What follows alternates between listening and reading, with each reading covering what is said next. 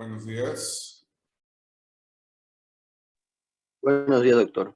Podemos empezar, por favor. Sí, claro que sí. Bueno, buenos días, compañeros. Igual, espero que ya se vea mi pantalla y que me escuche bien. Cualquier cosa me dicen. La clase pasada nos habíamos quedado hablando acerca, bueno, en esta última diapositiva de la circulación placentaria.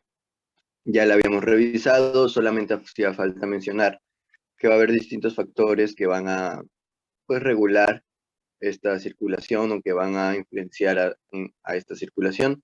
Dentro de estos, los más importantes sería la presión arterial materna, la presión arterial o la presión intrauterina, el patrón de las contracciones uterinas y bastante importantes serían estos factores que van a actuar específicamente en paredes arteriales.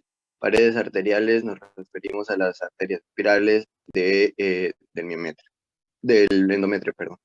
Entonces, eh, el doctor nos había comentado acerca de las oleadas trofoblásticas, que era lo que faltaba agregar.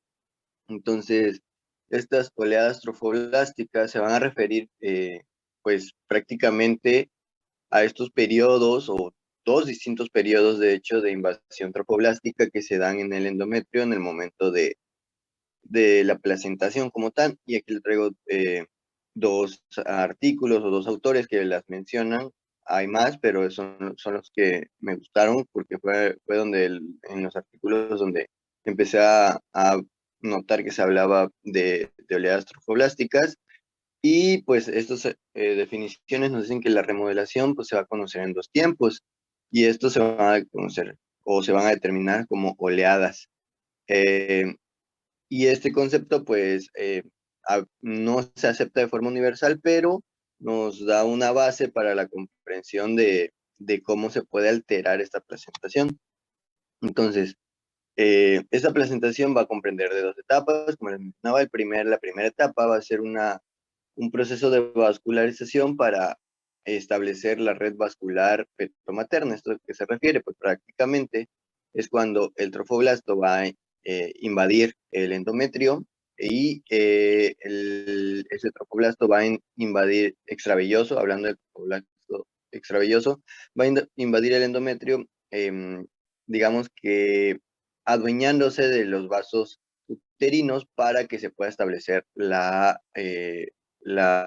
circulación placentaria. El segundo tiempo o la segunda oleada trofoblástica va a ser cuando el trofoblasto extravelloso, pero esta vez en la clasificación intravascular, va a remodelar, va a pasar a ser un tipo de célula trofoblástica a otro tipo de célula endotelial y va a remodelar la capa pues muscular de las arterias espirales y esto va a generar o va a hacer que estas arterias tengan ciertas características específicas para que se dé una adecuada circulación placentaria. Y, y esto se va a dar en dos tiempos. El primer tiempo es aproximadamente a las 8 semanas de gestación. Como les mencioné, va a ser por parte del trofoblasto intersticial que va a invadir el estroma, tanto de la decidua como incluso hasta el miometrio. Y esta invasión va a ser prácticamente para adueñarse del espacio en donde están inmiscuidas estas arterias espirales. El segundo tiempo va a ser cuando el trofoblasto, pero en este caso el endovascular, va a cambiar o va a modificar su fenotipo para que se forme parte del endotelio como tal de estas arterias espirales. Esta invasión segunda oleada trofoblástica va a empezar a las 8 semanas formándose un tapón distal de las arterias. Después, a las 10 semanas aproximadamente, va a invadir a nivel de la decidua profunda y hasta las 12 a 15 semanas de gestación va a llegar a todo lo que es la zona de unión del endometrio. Esas serían las dos oleadas trofoblásticas. Aquí estamos viendo, Entonces, pero la segunda oleada, ¿cuándo termina? esta va a terminar aproximadamente a las 15 semanas de gestación o un poco antes del tercer trimestre. Un poquito después. Ujú. Normalmente termina la semana 20. O sea, la primera oleada es de fijación. O sea, ¿qué es lo que hace el trofoblasto? Pues fijarse.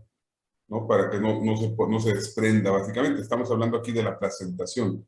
Entonces, la primera oleada solo es fijación, por eso dice que es eparterial, ¿no? Ujú. Y la segunda oleada es intraarterial, y si bien efectivamente empieza etapas muy tempranas del embarazo, va a ir completándose por ahí de la semana 20. Entonces, ¿qué es lo que hace el trofoblasto? Va a llegar a los vasos sanguíneos, ¿sí? A las arterias espirales, y les va a quitar la capa media.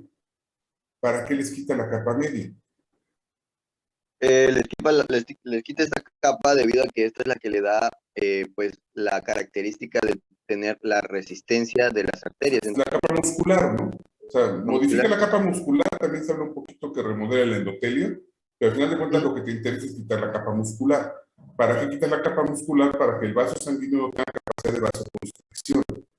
Entonces, tú vas a garantizar un sistema de alta perfusión, baja presión y baja resistencia.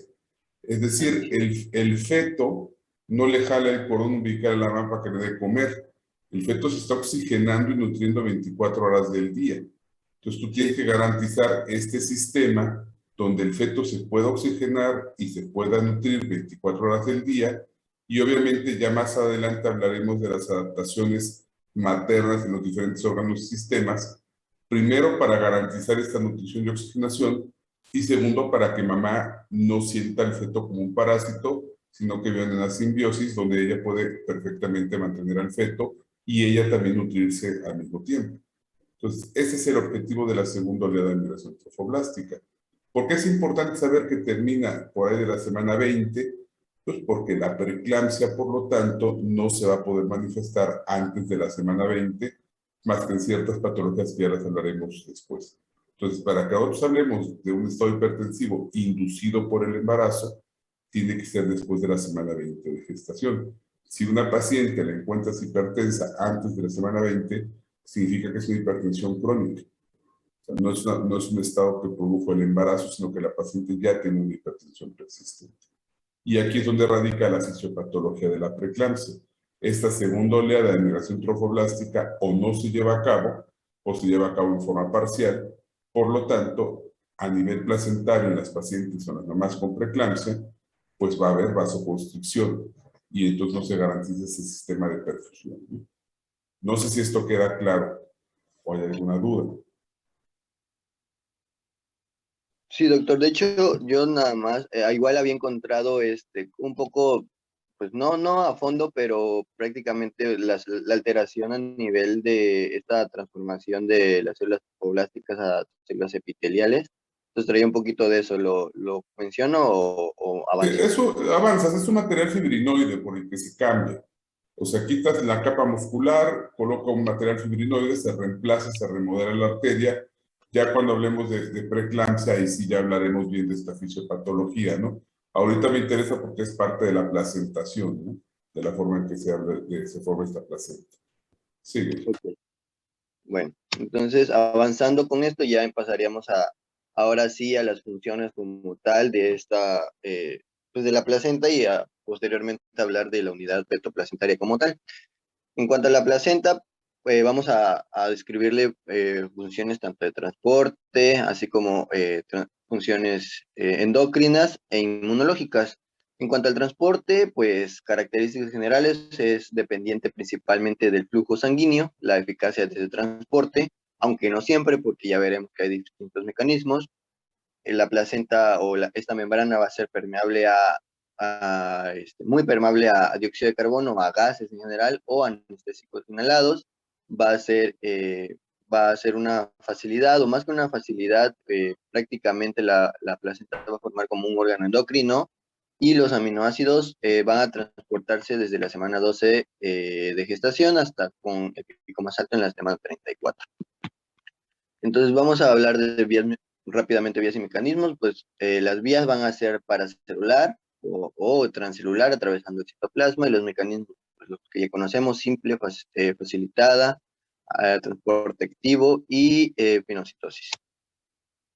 En cuanto al transporte de gases, vamos a hablar principalmente que va a estar determinada por la ecuación de Fick o por las variantes que esta contiene, que estamos hablando de el coeficiente de difusión de los gases, el área de este intercambio, el grosor de esta membrana y las concentraciones a uno u otro lado de la membrana, y lo podemos simplificar con el transporte de gases pues, necesarios para la respiración y sus desechos, que hablamos de el dióxido de carbono y el oxígeno.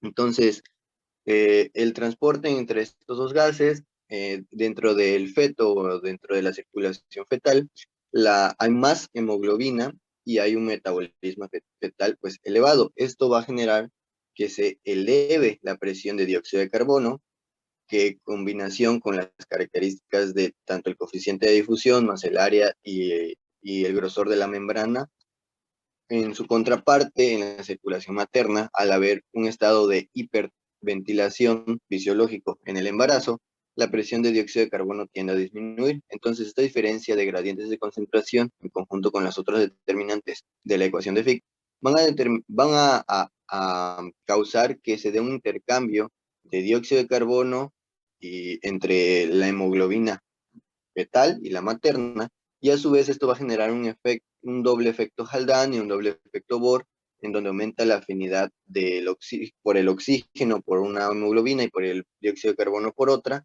y esto es lo que va a hacer posible este intercambio de dióxido de carbono y oxígeno entre la hemoglobina materna y la hemoglobina fetal, y como tal, el proceso de prácticamente respiración, y como pues prácticamente la placenta va a ser la función de un pulmón fetal para el producto en los estadios que lo necesite, debido a que pues, el pulmón no está completamente desarrollado hasta que pues prácticamente nace el bebé. En cuanto al transporte de agua, se dice que hay Entonces, diferentes... el transporte de gases es por gradientes de presión. También interviene obviamente la hemoglobina fetal, que tiene una afinidad por la hemoglobina. Entonces hay que entender que la presión arterial de oxígeno materna es mayor a la presión arterial de oxígeno fetal. ¿Cuánto es Así la es. presión arterial de oxígeno fetal?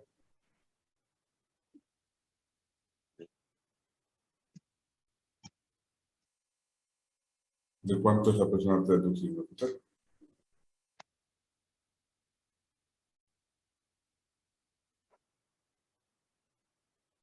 Cualquiera puede responder, ¿eh? No necesariamente el doctor. Todos leyeron el tema, entonces todos saben la Sería respuesta. aproximadamente 28 milímetros de mercurio, doctor. Está un poquito alto, es un poco menor.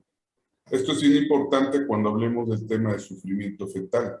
Tenemos que entender de cuánto es la presión arterial de oxígeno, porque al final de cuentas, pues, el sufrimiento fetal es eso, ¿no? Hipoxemia, hipercapnia, acidosis.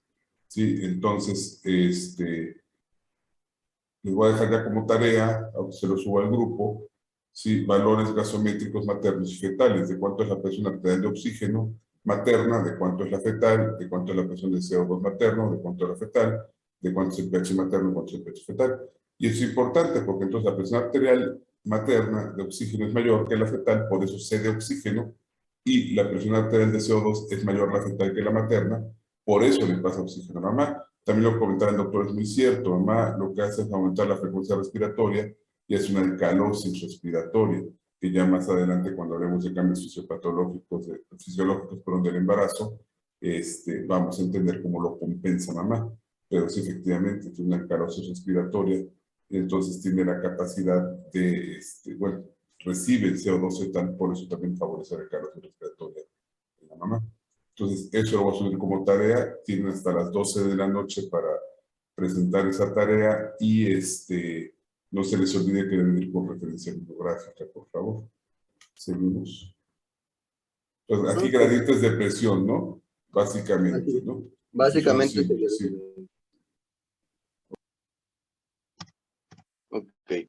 Bueno, en cuanto al transporte de agua, se dice que transportan aproximadamente 60 mililitros por minuto en la placenta, y aunque no está bien dilucidado, se dice que hay diferencias entre la presión hidrostática y osmótica a ambos lados de la membrana placentaria. Obviamente vamos otra vez gradientes, pero esta vez de presión hidrostática y presión osmótica. Esto sería menor en el lado fetal y mayor en el lado materno igual.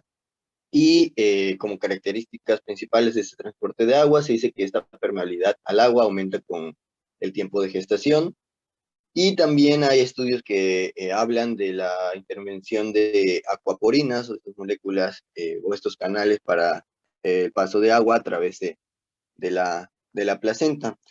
Factores como la insulina, la hormona colinecurmana, el AMP cíclico o el regulador de la conductancia de transmembrana de la fibrosis quística se dice que participan en la regulación o en la expresión de estas acuaporinas que facilitan el paso de agua a través de la placenta. En cuanto al transporte de carbohidratos, pues el carbohidrato más importante, pues ya sabemos que es la glucosa y pues va a ser utilizado por el feto pues para diferentes o casi todos los procesos metabólicos y más en el feto que tiene una alta tasa metabólica. La glucosa atraviesa la placenta por medio de difusión facilitada o lo puede hacer también sin gasto de energía cuando obviamente el gradiente de concentración materno supera el gradiente de concentración fetal. Habitualmente se dice que intervienen estas moléculas transportadoras, conocidas como GLUT.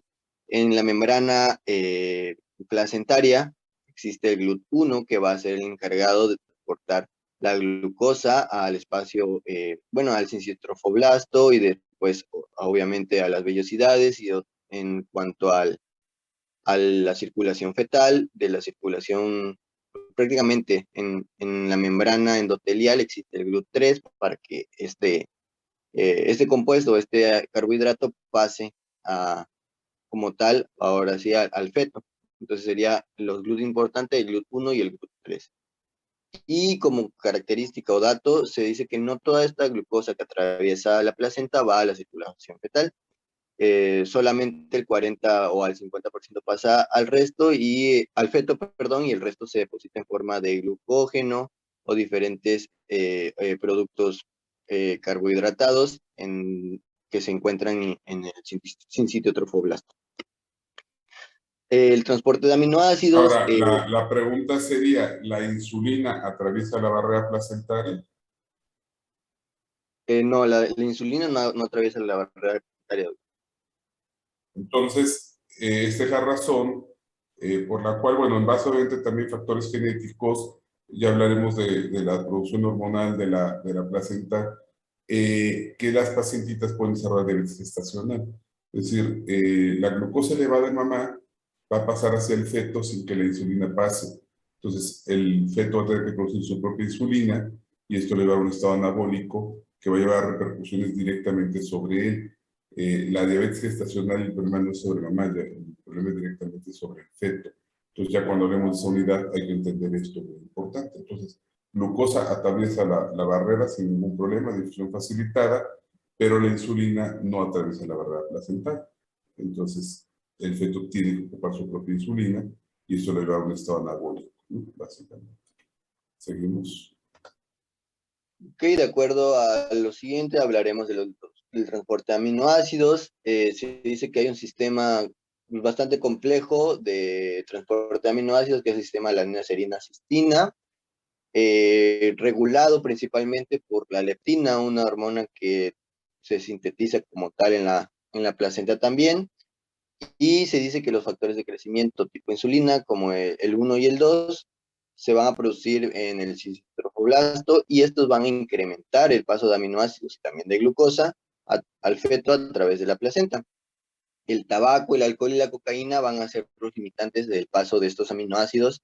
Por lo tanto, estos agentes pues, nos van a disminuir o nos van a comprometer el desarrollo fetal.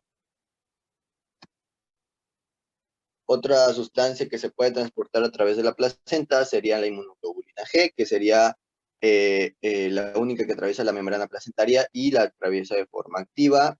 Generalmente es la inmunoglobulina G1 la que atraviesa con mayor facilidad la placenta y esta inmunoglobulina,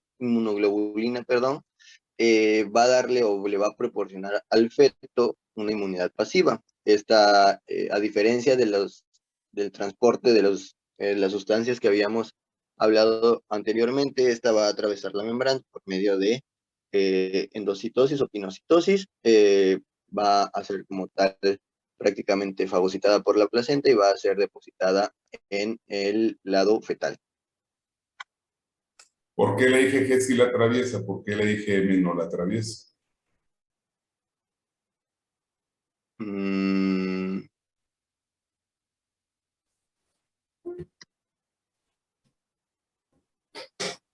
Esto va a tener mucha importancia cuando hablemos de disfunción materno-fetal. Hay algunos temas que no están incluidos en el temario, pero cuando hablamos de cambios fisiológicos los metemos, ¿no?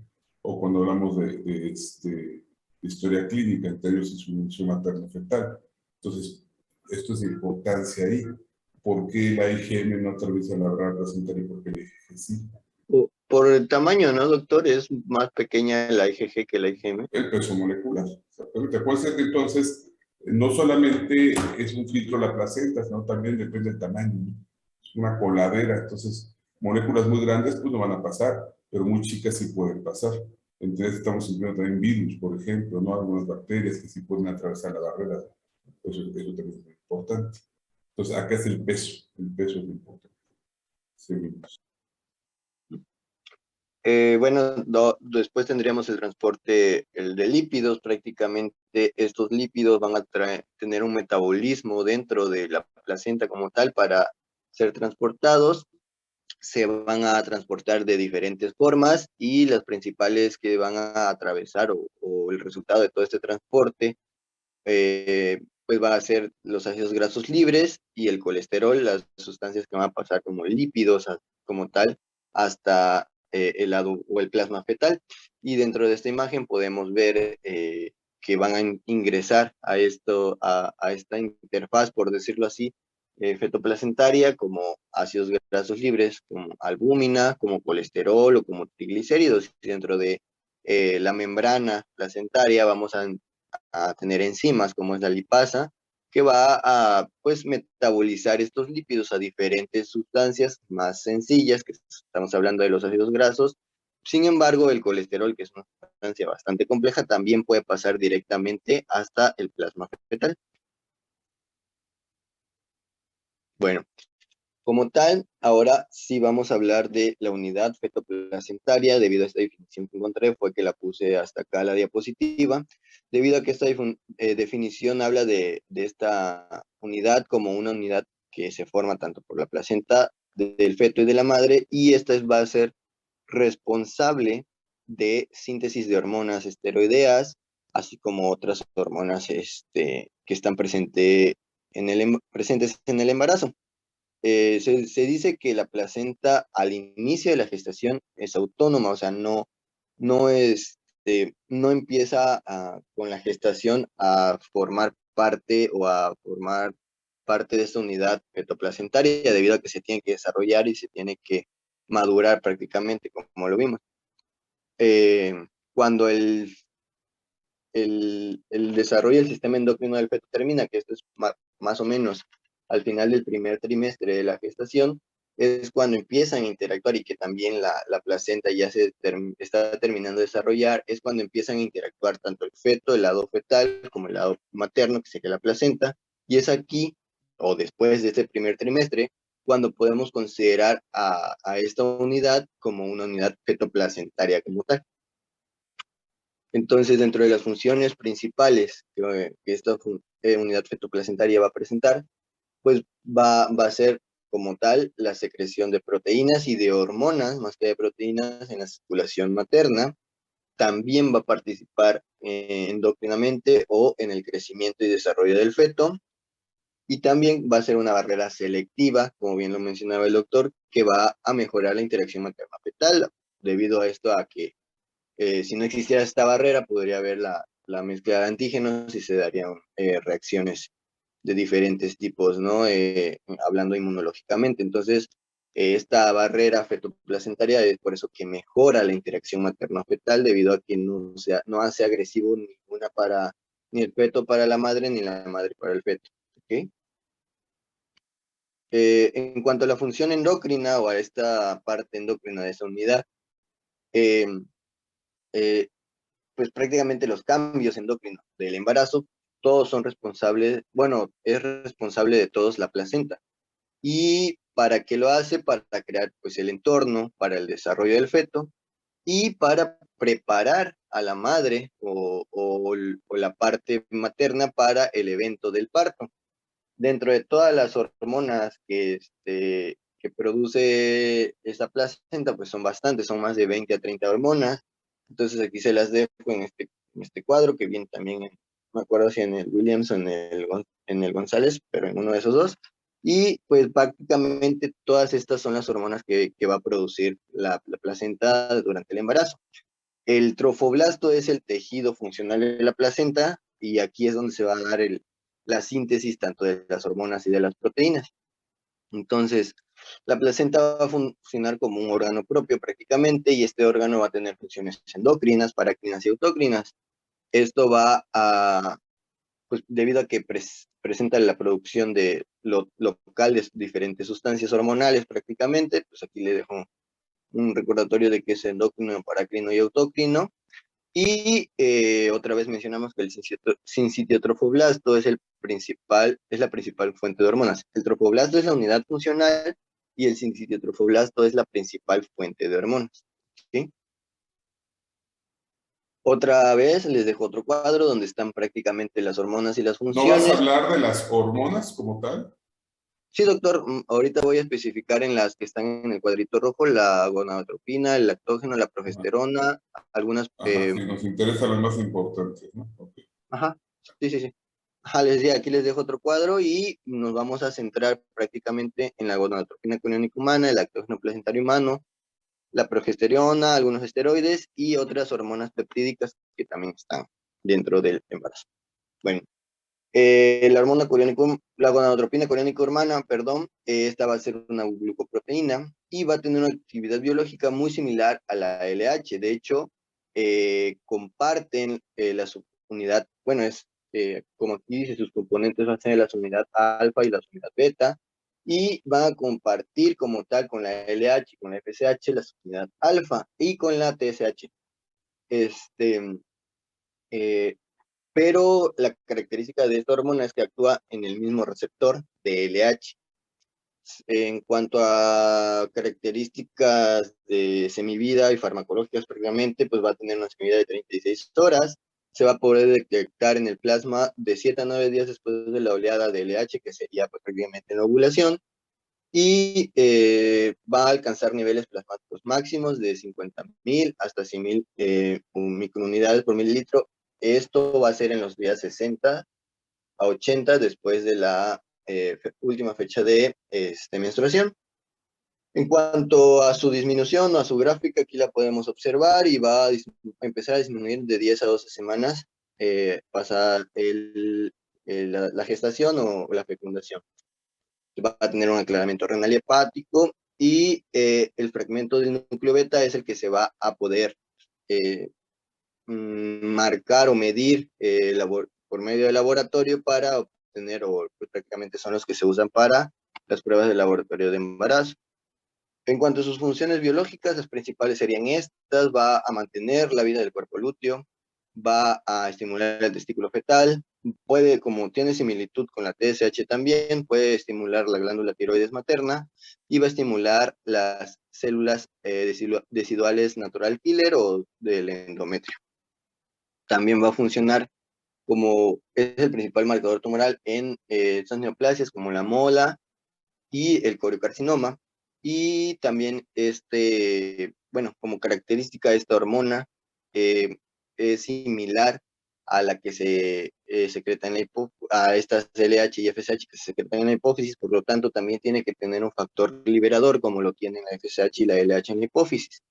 Entonces, existe una GNRH de tipo hipotalámica y existe una GNRH tipo placentaria, que son indistinguibles prácticamente, pero que pues, obviamente a nivel placentario esta GNRH lo que hace es estimular la liberación de gonadotropina coriónica humana, a diferencia de la del hipotálamo. Otras funciones que también tiene esta hormona va a ser, bueno, como les mencionaba, va a mantener el cuerpo lúteo.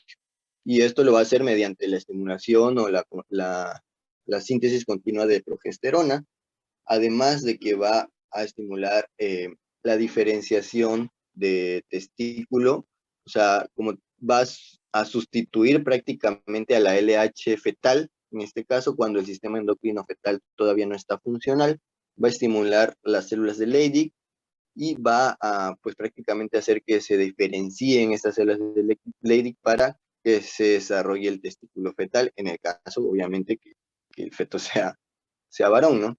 La glándula de la tiroides materna, también les mencionaba, se puede estimular cuando hay unas cantidades elevadas de gonadotropina coriónica humana, debido a esta similitud. Además, se le agregan funciones de promoción de la secreción de relaxina por el cuerpo lúteo, ahorita mencionaremos a la relaxina también. Promueve la vasodilatación vascular uterina y también la relajación del músculo liso miometrial. ¿Esto para qué? Para disminuir las contracciones, miometrales y que se pueda llevar a cabo el embarazo. Y regula la expansión de las células, como les decía, deciduales natural killer en las primeras etapas de la placentación. Estas células deciduales natural killer van a tener una función reguladora en la invasión trofoblástica, o sea, van a determinar que no se invada más allá de donde debe de invadirse por parte del trofoblasto. ¿Hasta aquí hay alguna duda o algo? Disculpen, ya se va a acabar la sesión. ¿La podemos reiniciar? Sí, la Sí. reiniciamos y sí les voy a comentar 2, 3 cositas más de la gonadotropina.